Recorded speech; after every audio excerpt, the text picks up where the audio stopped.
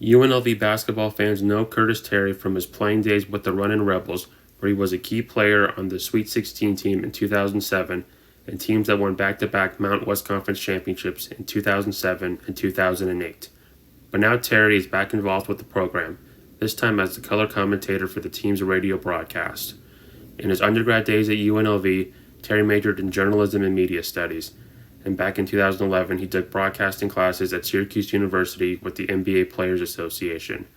Broadcasting is something that Terry enjoys as he gets to share his own experience with the game and also stay close to the sport of basketball. It's a good avenue to be able to share my experience and my knowledge of the game of basketball. And it's something to where I like to be able to give my spin on the games, especially calling the games on the radio. It's different than calling games on TV. But I think it's something to where I'm very passionate that I want to be able to take the steps to continue to make it a full-time career because I love the game of basketball. This season, Terry just wrapped up his second season as the color commentator for the Runnin Rebels, and he had to overcome the obstacles of broadcasting the games during the pandemic, which presented its own set of challenges. But calling the games was something that was different because for us, I had to get tested 3 times a week to be able to be around the team because they were kind of in their own bubble. And then we had the opportunity to travel with the team. And me and my partner, John Sandler, we were the only radio broadcast team in the Mountain West Conference that traveled with the team the entire season. But it was a different season because of the protocols and not being able to leave the hotel and having the meals in your room and not being able to go out to dinner. And having to swab early in the morning or late at night and multiple times a week. One of those challenges with the increased protocols around the team was that Terry could not be as close to the program as he and most radio broadcasters were in the past.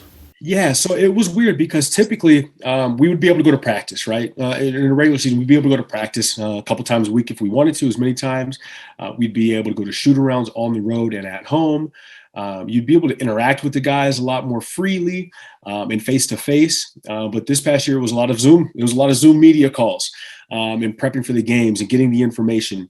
And there wasn't as much access to the team. And so for this past year, for the Runnin Rebels, with Coach TJ Otzelberger having had basically a new roster, he had 7 freshmen, I believe, 11 new faces overall.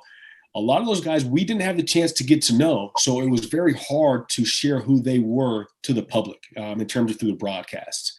Something that helped Terry as he transitioned into his new role was his relationship with play-by-play man John Sandler. The two had a great relationship dating back to when Terry was a player and Sandler broadcasted his games.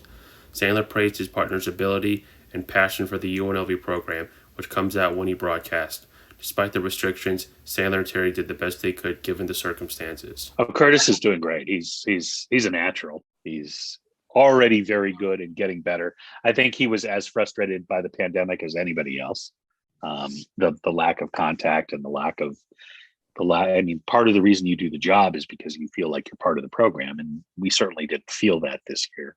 And I think that was a big challenge, but we managed. The social distancing was no problem. We did the best we could, certainly.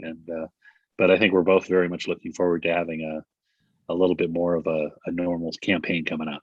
Terry is excited for next season. He can't wait to get back into the Thomas & Mack Center to watch the Runnin Rebels, who will be led by his friend and former teammate Kevin Kruger. On the broadcasting side, Terry has seen increased work on the radio side with ESPN Radio Las Vegas and on the television side with the Mountain West Conference Network. He is also working on a podcast called Uncommentary, where Terry will share more of his insight on sports and talk with a wide variety of guests. But as he reflects on this past season, he was grateful to be able to broadcast games for his alma mater and a community that means so much to him. But we're still able and fortunate enough to be able to broadcast a game. Something as meaningless as a basketball game, we still had the opportunity to go out and to share with people. And I really appreciate the opportunity to be able to do so because basketball is something that I've been playing since I was 7 years old.